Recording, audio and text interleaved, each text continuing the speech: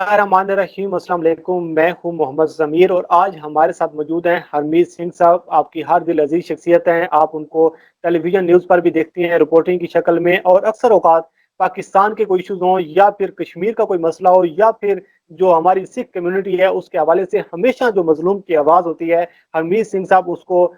उठाते रहती हैं, उसको रेज़ करते रहती हैं। लेकिन आज का जो दिन है, जो पाकिस्तान में और बिलख़ुसूस पूरी दुनिया में यौम इस्तेहसाल मनाया जा रहा है, जो कश्मीर में जो जुल्म, जबर और बर्बरियत के जो 365 दिन है, वो आज हम जानने की कोशिश करेंगे कि हरमीत सिंह साहब के उसके हवाले से क्या तासुरात हैं, कि उनको किस नज़र से देखते हैं। तो जो भारत जो है वो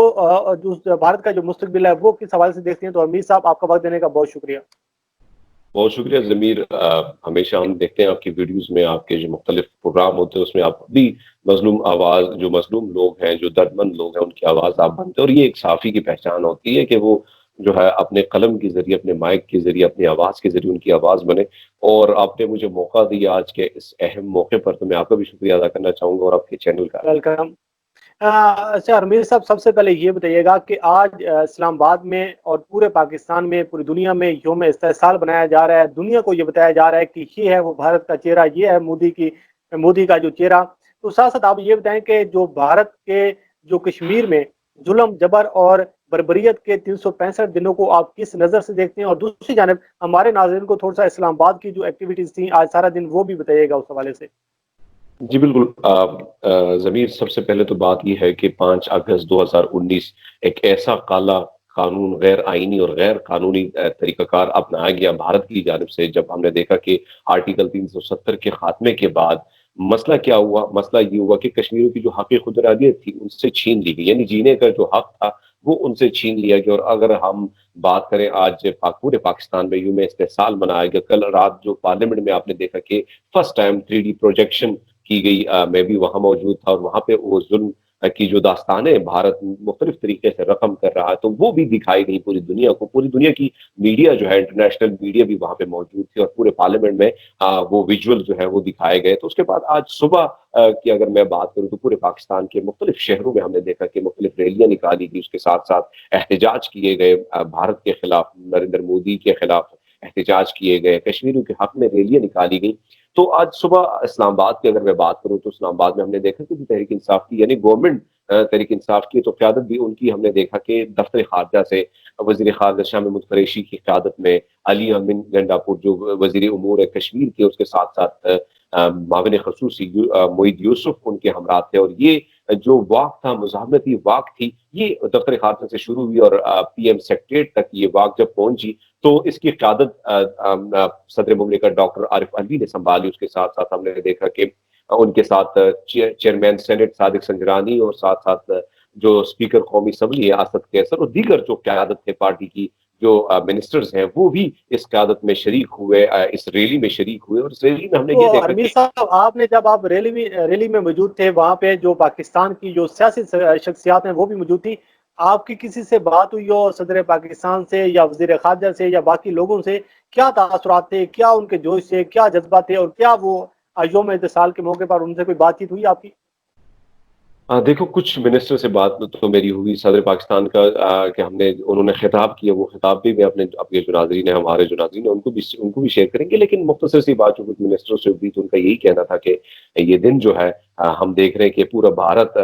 यानी 80 8 लाख जो फ़ौज है भारत की, वो उन्होंने पूरे 80 लाख लोगों को घरों तक ही महदूद कर दिया। और जिस तरह आप देख रहे हैं कि अद्वियात की किल्लत है, वहाँ पे ग़िज़ा की किल्लत पाई जा रही है, पूरे सहाफ़ियों को जो है वहाँ पे कैद किया गया है। तो ये गम और गुस्सा हर मिनिस्टर के, हर आम पार्टी के वर्कर के, हम पूरे जो तमाम तर मकादे फ़िगर है, उनके चेहरे पर मैंने देखा। सिविल सोसाइटीज़ के लोग थे, मीडिया के लोग थे, ख़ासकर प्ले कार्ड जो शुरा थे उन्होंने उठाए थे और उसपे नारे दर्ज थे। अक़वाम मुत्तहिदा की के बारे में भी थे कि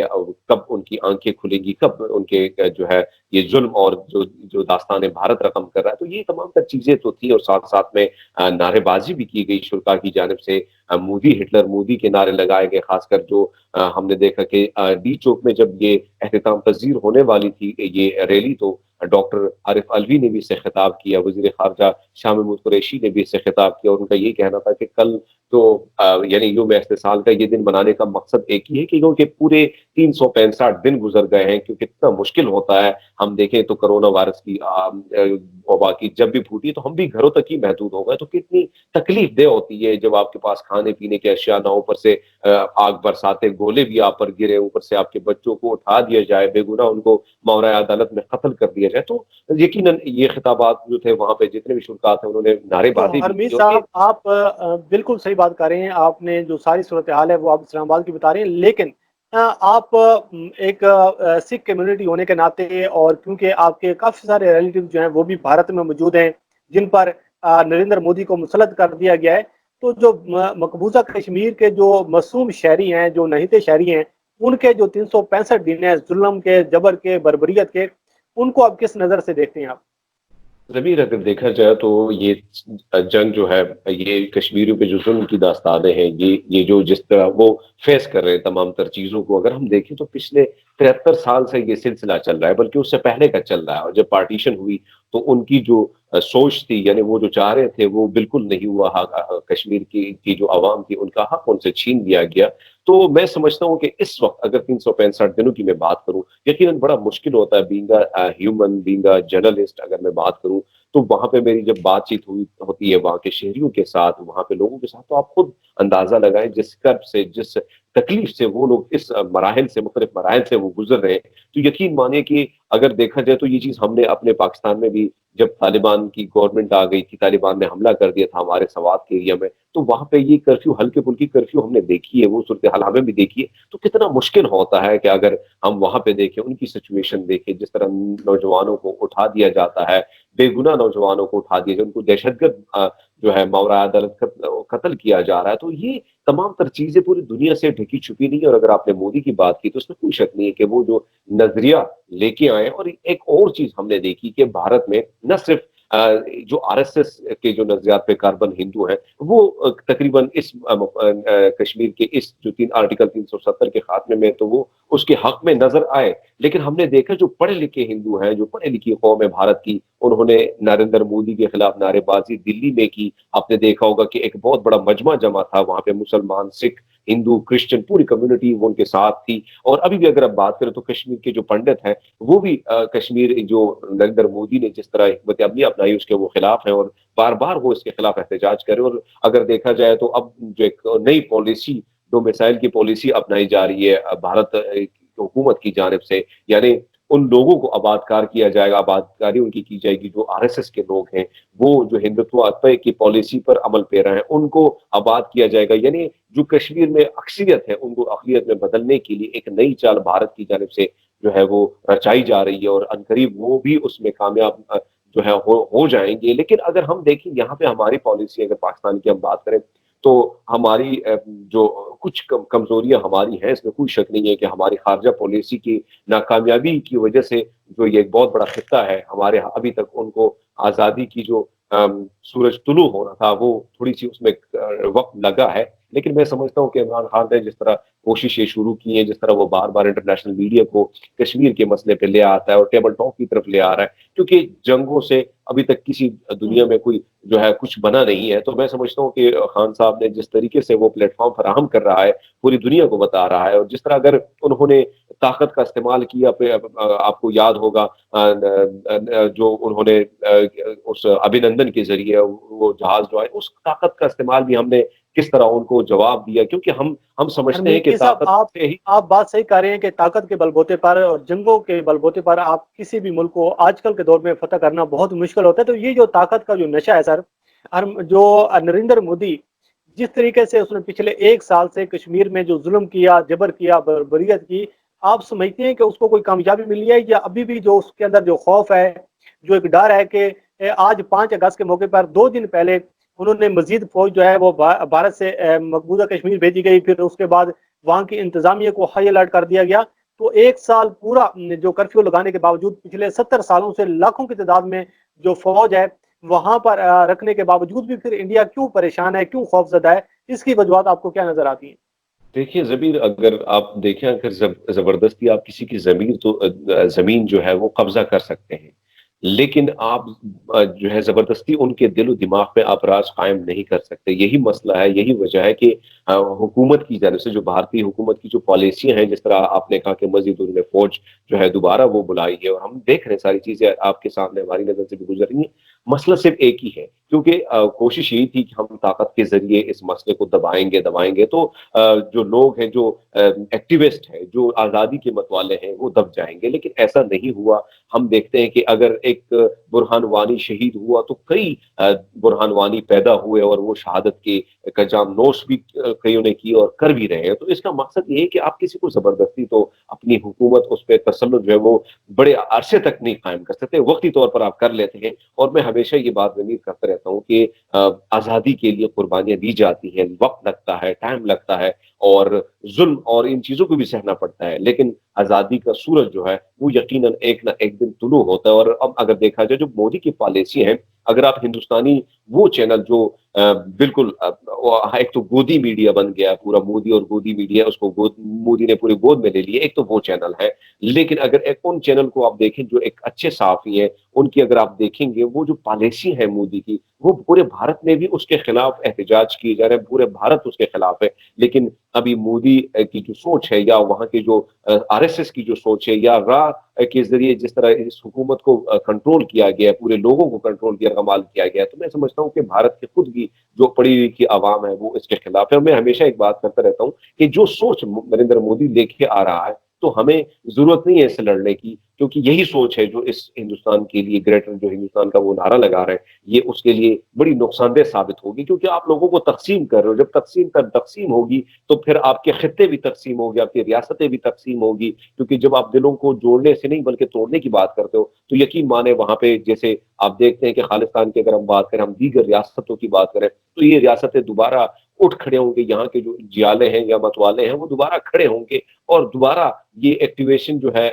अगेंस्ट इंडिया, ये शुरू हो सकती है, और अनकरीब शुरू हो सकती है, क्योंकि ये पॉलिसियाँ जो है, ये बड़ी खतरनाक है हिंदुस्तान के लिए। यही बात हर एक सहाफ़ी, जो पढ़ा-लिखा सहाफ़ी है, जो मुख्तलिफ चीज़ों पे नज़र रखता है भारत का, तो वो भी यही बात कर रहा है कि नरेंद्र मोदी की जो पॉलिसी है, ये आने वाली नस्लों के लिए भी खतरनाक साबित होंगे, और हिंदुस्तान जो मुत्तहिद हिंदुस्तान का नारा लगाया जाता है, जो एक खोखला नारा है, वो भी उसके लिए भी खतरनाक साबित हो सकती है। तो इसका मतलब है, जो बात आप कर रहे हैं, तो इसका मतलब ये है कि फिर जो भारत ने जो कर्फ्यू नाफ़िज़ किया था पिछले 1 साल से, उसको 365 दिनों में किसी किस्म की कोई कामयाबी नहीं मिली।